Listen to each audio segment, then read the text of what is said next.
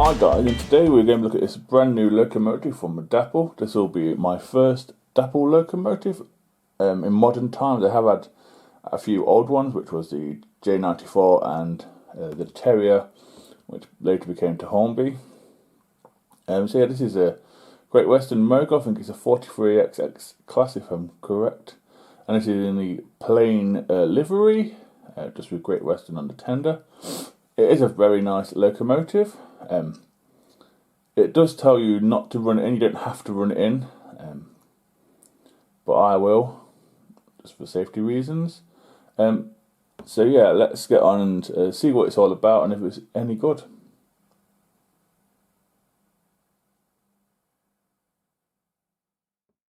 Here is some model information on the Great Western 43Xx class. Mainline produced one first in the 70s, I believe in 80s, and then Bachmann took it over, the tooling as well. Both of them are split chassis. Deliveries you can get are Great Western all the way to the BR. In 2020 to 2021, Dapol released their double O version, retooled with flickering fireboxes, and had the same liveries as well. And as for O, Helgen do an O gauge version, and you can get some kits too on various scales as well.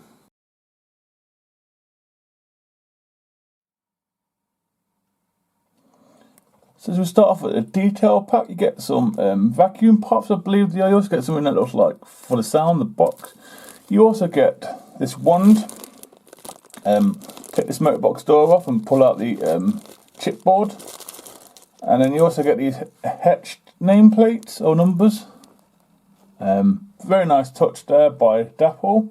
As we look at the front of the locomotive does have sprung buffers and they are metal. We also have a vacuum pipe separately applied as well. Also a hook next to the number, which is 6336, with some riveting along the buffer beam as well. The coupling is a NEM1, small tension lock I believe. We also have them irons as well to knock things off the track, if I got that correct. If you look carefully next to the lamp irons, we have some steps either side of the boiler, nice touch. We also have a lamp iron at the top of the smokestack.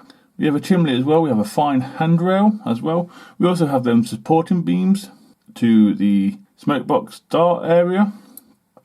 The smokebox door does open and you can pull out the board, the DCC board, which is a really good touch. I'll put some photos up of mine because I can't seem to open mine.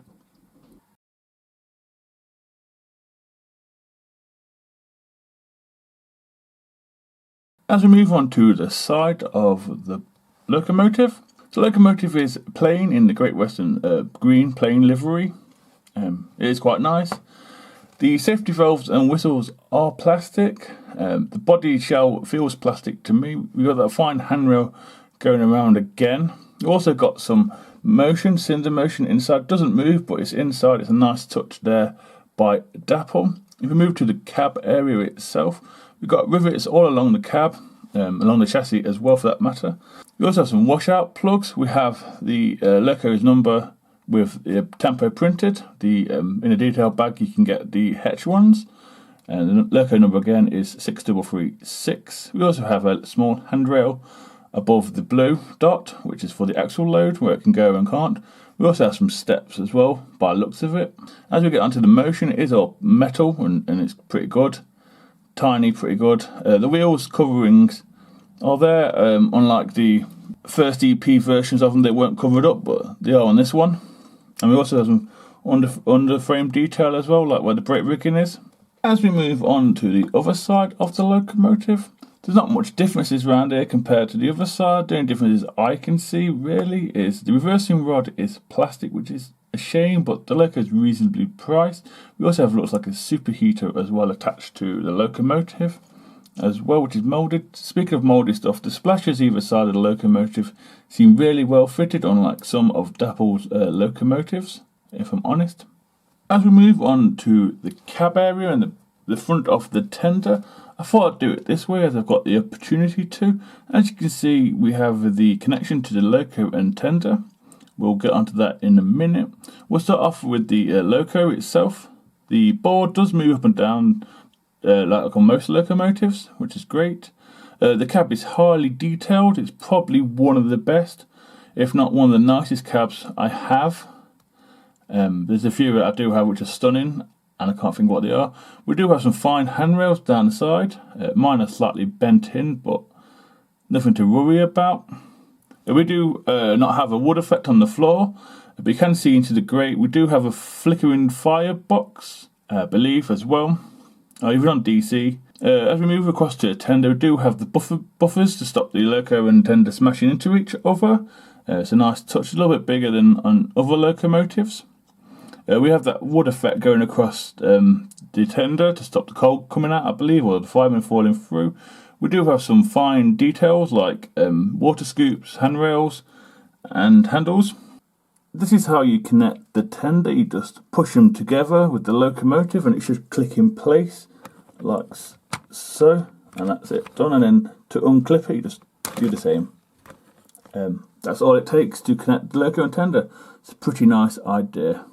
As we move on to the tender, as you can see, it's plastic like the locomotive, which is not a bad thing. If you look carefully, you can just see one lamp iron. We'll get into that in a minute. We have handrails either side of the tender. Very fine, very nice. We also have steps either side of the tender as well. Some big, some small. The axle boxes are pretty detailed for what they are. I believe the brake rigging may be applied. I am unsure at this point. But if it is, it's a great touch. The tender seems well connected. It's not bent or anything. It's very nice. And the tempo printing on the Great Western is lovely and crisp, and it's correct as well. As we move on to the back of the tender, pretty much like the front, it does have sprung buffers. There is rivets on the buffer beam as well. There's also rivets on the tender itself if you look carefully. There's also a builder's plate which is painted in. It's not tempo printed or anything, which is a shame. I would have liked to see that really. We do have some lamp irons. We have one at the top and three at the bottom as per usual. We also have some steps and some handrails as well on the tender. As we look down on the tender, as you can see, it has a water place to put the water in. We also have a dome as well. We also have the coal, which does look removable as well. We also have a place for the lamp irons to go and shovels. It is highly detailed, must agree. As you look down on top of the locomotive, the chimney does look hollow, so you can think you could put a smoke unit in there if you really wanted to. There's nothing really to say about this. You can see the whistles and safety valves a little better on here. The roof has no rivets as such. As we move on to the underneath of the locomotive, I will just point out there is a really thin handrail down here, some sort of rail, some sort of pipe. It's really thin and delicate. Mine's a little bit loose. Also from this view, you can also see a bit more of the cylinders work inside. The red picked out is nice, you can still see it, so it's not just in one place. All 6 wheels do pick up. I don't think the front pony truck or bogie truck picks up, but I could be wrong. You can see a bit more of the connection to the loco and tender. And the brake rigging is already applied, which is a nice move. And you can also see some drain cocks as well, already separately applied too. And finally, as we move on to the underneath of the tender, like I said, the brake rigging is applied, which is a great move. Also, we have the coupling, which is NEM one, I believe, as well. I believe these tender wheels all pick up too, which is a great move. The only issue with mine that I can see is there's all oil over my wheels, and this is brand new, and I don't know why. We also have a water scoop there too. Some great touches here by Dapol, must be said. So next up will be the usual, which will be the points test and see if we can do second radius. Some modern locos can't do second radius, but I'm sure this one can. So here comes the point test and second radius.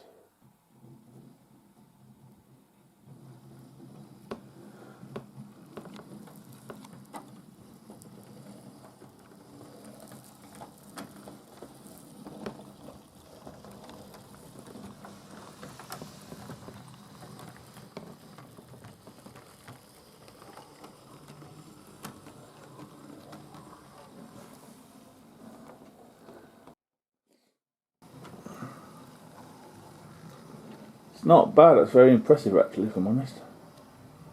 This is on DCC, by the way.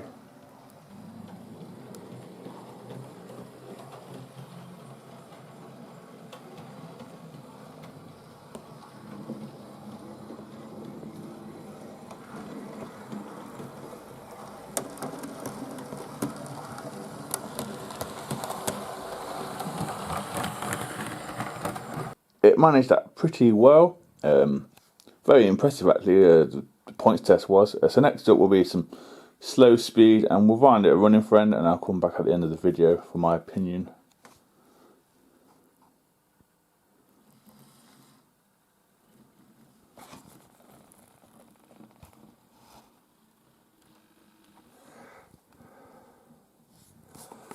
Just past the 9 on DC.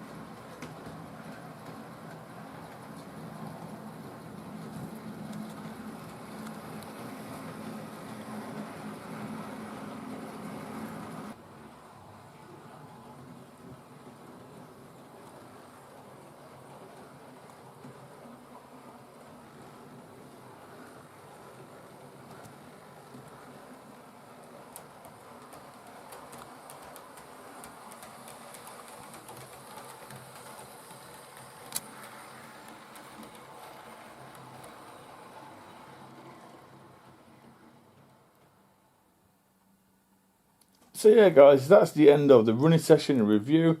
It's now time for my opinion. Before we get into that, I'll show you what was running with the Mogul. We have the J70 from Rapido, and a mixed good, this is a random stock. Then in the shed, we have three Hornby locomotives. The green locomotive there is a 63XX or 61XX, sorry. That's the new Hornby one. Dapol are making one of them, which will be interesting. Alongside her, we have Princess Marie Louise and BR Blue. That has a flickering firebox as well, which we'll go into in a minute. And then finally, I think it's an N or an S15, the Southern, and that's a Hornby one again. So yeah, it's a good runner, very good at low speeds, especially in DC. See, my only issue really is the flickering firebox, which you can just see there, I hope, where it should be. It doesn't light up, it's very, very dim. Rang up Rails and explained the situation to them. They said, yeah, on DCC Ready, they were all very dim from Dapol, extremely dim in fact. To change the brightness, you need to make it DCC fitted, which is not my cup of tea. Hopefully, if I got this correct, I will show you 2 other DC ready locomotives that have flickering firebox. They should be appearing on the screen. If not, I'll tell you what they are. It's Stoner Single and the Princess over there. They have it on, like I said, on DCC ready, and they're quite powerful, quite strong. Obviously, the Princess has to get in the right position because the tender is quite big. But for me, everything else apart from that is great. I would highly recommend one. They do, like I said, a few variants. I did ask them if they would do a khaki livery, because I believe one's in a khaki livery. And they said, at this point, we don't know. So, fair play, fair play. So yeah, this is my take. Like I said, if you integrate Western or BR and you like a lovely running loco for a reasonable price, then yeah, I would get one of these, definitely. Just give me hope for the D-Class and the Manor that they're releasing. So yeah, hope you enjoyed the video and thank you for watching. Until next time, it's goodbye from these beauties, and it's goodbye from me. Bye.